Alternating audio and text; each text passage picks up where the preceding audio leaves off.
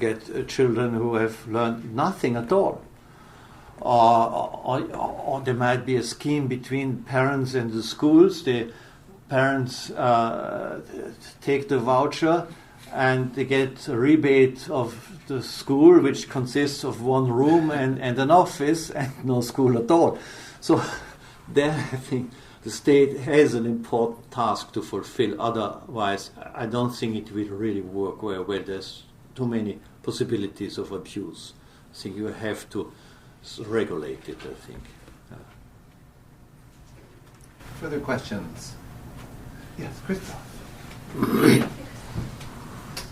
I have a question about foreign policy. You mentioned foreign policy as one of the 3 or 4 main areas that the state could handle.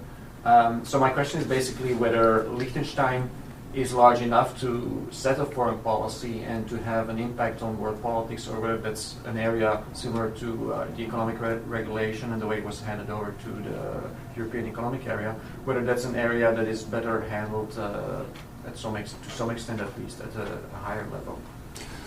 No, we always had our own foreign policy, and I think that's also necessary. So when we changed, we made our in the 19th century, middle of the 19th century, when we made our treaties with the Austrian-Hungarian Empire, or then also with Switzerland, and so on. So you need, I think, this foreign policy, even a small state. And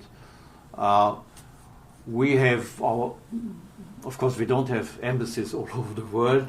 I think very few states can afford it anymore and have it anymore. Even larger states don't have it anymore. But we have. I was fighting very much for us to become member of the United Nations. That was also a quarrel with our politicians and parties in the parliament, because I thought as our economy started to export worldwide, I thought we should have really contact with the whole world and use our embassy at United Nations really to deal with all those questions, the bilateral questions which you have, tourists traveling from Liechtenstein to Asia, or Asians coming, or Latin America, and so on. So you have always some questions. So you need, I think, a foreign policy, and that works out quite well. So basically what we have with the European Union is a free market agreement. And I think perhaps one thing which I should also add, I think what we see also, which will come, or I see very much, is that you have a lot of protectionism through standards. So our advantage was, of course, to a certain degree now, there's a certain common standards in European unions for safety or whatever it is, for technical reasons, that they don't have to produce for every market. So I think that's also something which is an advantage and which has helped small states like Liechtenstein to really become very efficient. And we are so efficient we can even afford to employ Swiss guest workers. So we have a very high level of compensation for our workforce. So otherwise we would not be able to attract good people.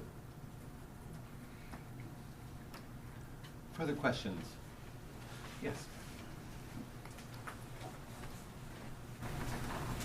Thank you for that presentation. Well, I believe that principally it's a very good idea. I believe there are a lot of pragmatic sort of implications that one needs to consider.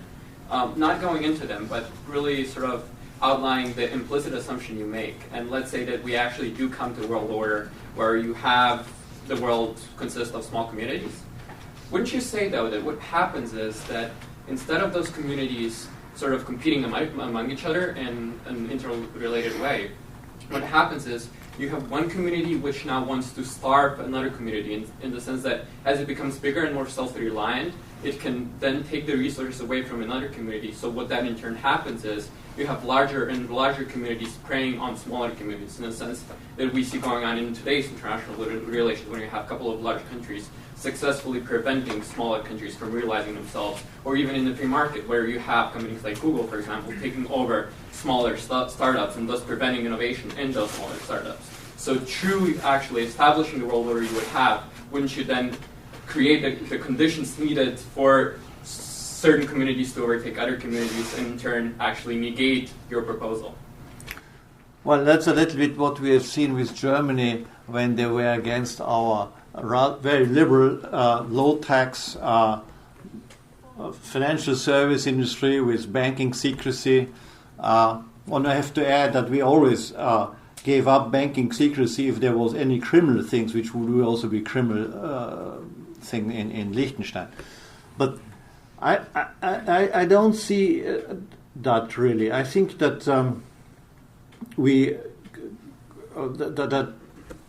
the free trade, I think, has become so important through this globalization of the economy that even the United States, which is so large, and even China, they see the advantage of free trade. Of course, there might be certain cases they will protect because special interests are behind it. But basically, what we see is free trade is going to dominate the world. And free trade not only in goods, but also in services. And those who keep out of it, they will collapse.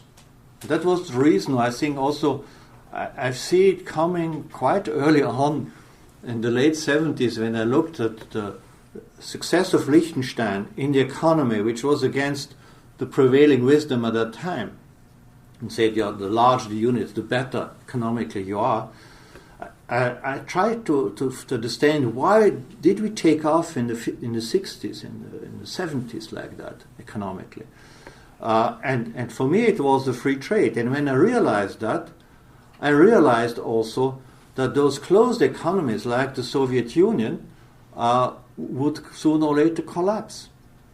And I remember I was then still quite young, and I saw this sort of coming, and I thought, if I can see that, the Soviets with the KGB and the intelligence, they must also see that this is going to be a threat to them. And how are they going to change that? How are they going to reform it? And I remember I went at that time also to the White House and spoke. It was on the Jimmy Carter with the National Security Council. A man was there, said, "Wow, have you not seen that that's going to be?" But they haven't seen it. So it took quite a long time, and I remember also discussions with Soviet people. Some of them would see it, and would see that they are coming to a huge crisis. Others didn't realize it until it's too late. And I think that's the problem if I look at history.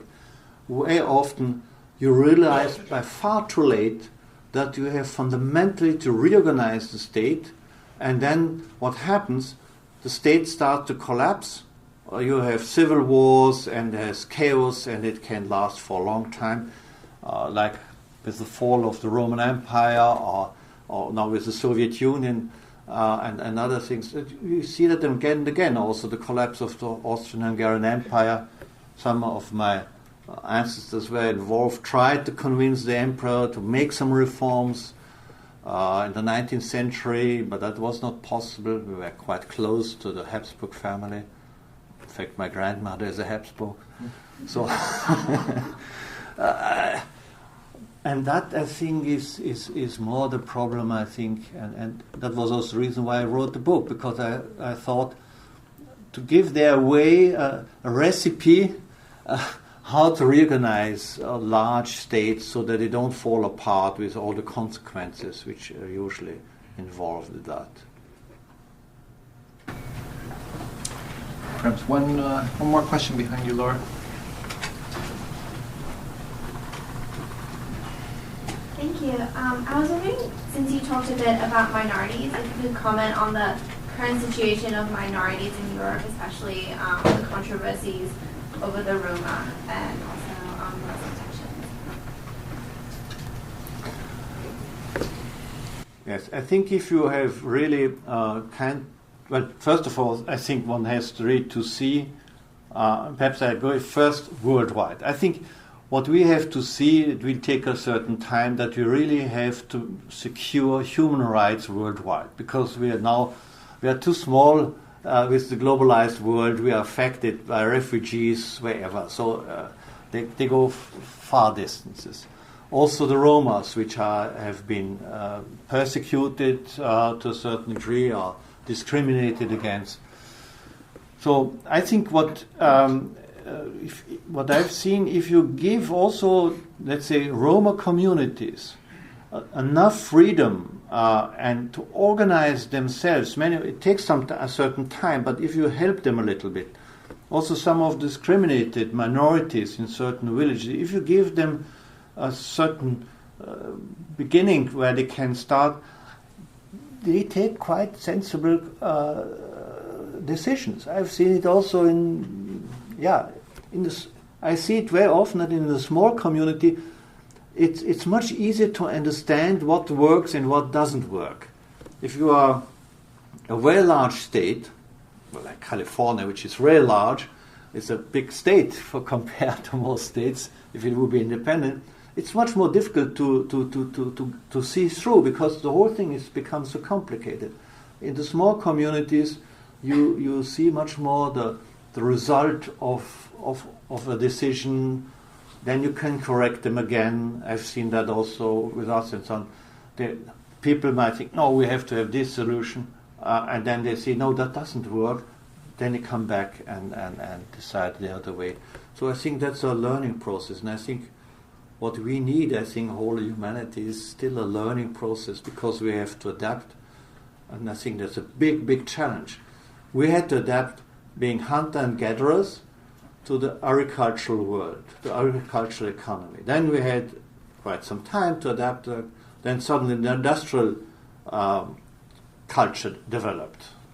And now we have to adapt in a very short time. We have not even adapted to the industrial era.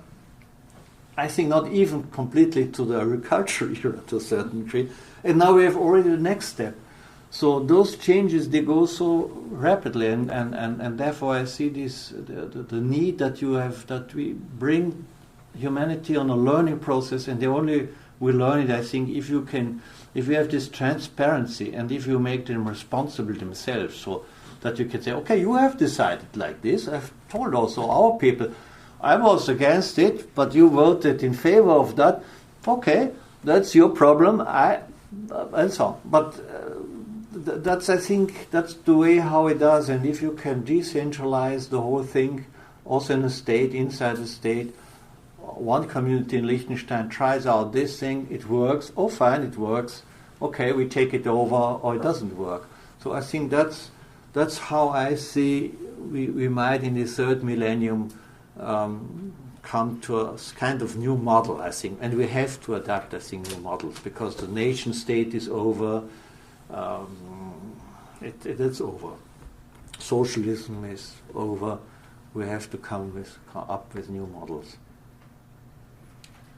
Thank you. And before I ask you all to join me to thank His Highness, I remind you we've had some examples here of the book out in the front lobby. It's an unusual opportunity to see some of these ideas fully writ. But please join me in offering a warm thank you to His Highness Hans Adam.